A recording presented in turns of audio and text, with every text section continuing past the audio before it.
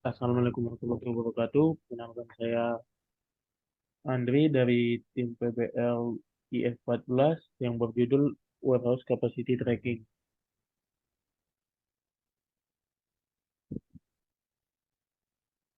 Pertama, identitas proyek.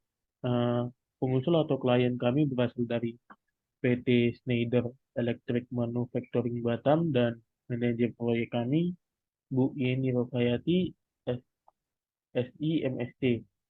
Selanjutnya, dan Wilono Tueli sebagai ketua kelompok. Selanjutnya, Irfan Arif Budiman Ramadri sebagai anggota kelompok. Sezir Azra Maulana sebagai anggota kelompok. deskripsi proyek akan dijelaskan oleh Irfan. Silakan. Oke, terima kasih Andri.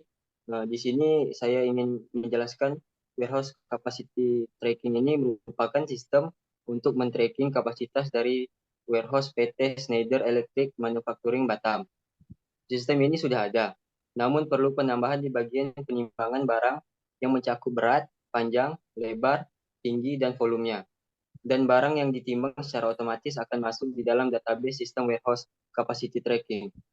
Kemudian ada kebutuhan fungsional. Functional requirement adalah kebutuhan yang berisi proses atau layanan yang nantinya akan disediakan oleh sistem. Berikut adalah hasil analisis mengenai functional requirement pada warehouse capacity tracking, yaitu ada F1, user bisa melakukan login. F2, user dapat melakukan input supplier name dan part number. F3, user dapat melakukan create update data barang. F4, sistem melakukan pengukuran berat dan dimensi, panjang, lebar, tinggi. F5, user dapat melakukan input kuantitas. Kemudian ada kebutuhan non-fungsional. Non-fungsional requirement adalah kebutuhan yang menitik beratkan pada properti pendukung yang dimiliki oleh sistem.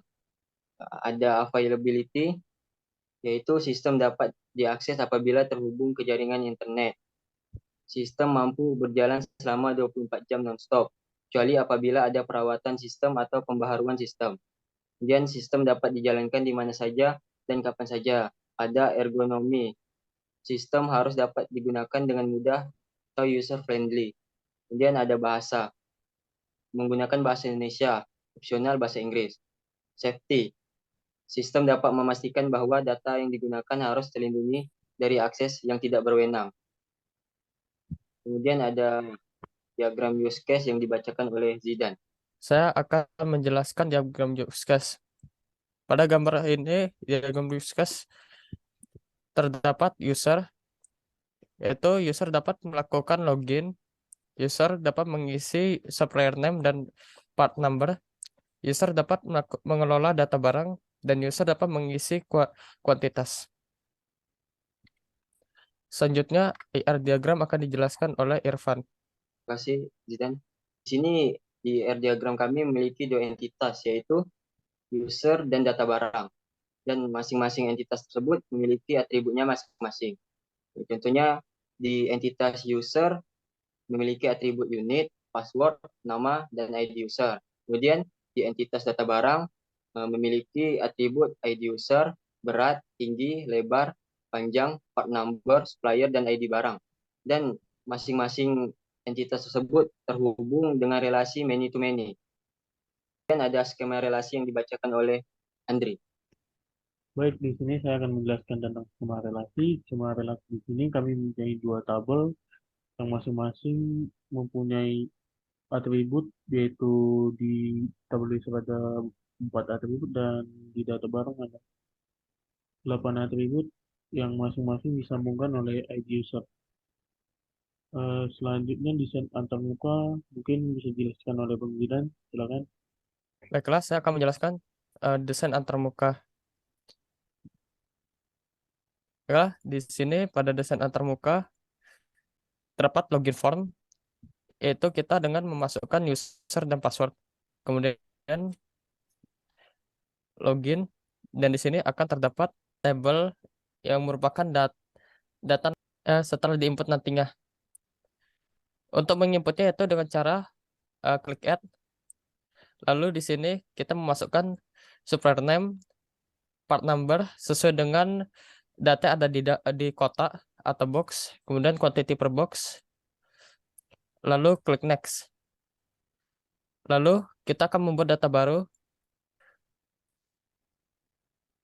Setelah itu, di sini akan terhubung dengan timbangan sehingga pada saat kita meletakkan barang atau box di timbangan, maka akan secara otomatis memasuki page selanjutnya, yaitu page di mana kita akan mendapatkan panjang, lebar, tinggi dari box tersebut, volume dari perhitungan dari panjang kali lebar kali tinggi, dan berat dari timbangan tersebut. Kemudian setelah memastikan bahwa data tersebut valid, kita klik save dan akan menyimpan data tersebut ke database. Dan data tersebut akan ditambahkan ke dalam tabel dan database. Sekian dari presentasi saya. Selanjutnya, uji coba alat akan dijelaskan oleh Andri. Baik.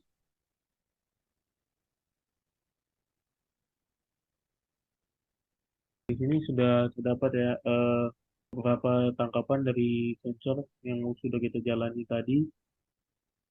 Berikut adalah penampakan alatnya. Mungkin segitu saja untuk uji coba alat. Lanjutkan ke presentasi. Di sini capaian progres kami sudah mencapai 50%. Berikut adalah logbooknya. Lalu pembagian kerja dan kontribusi bisa dilihat di layar.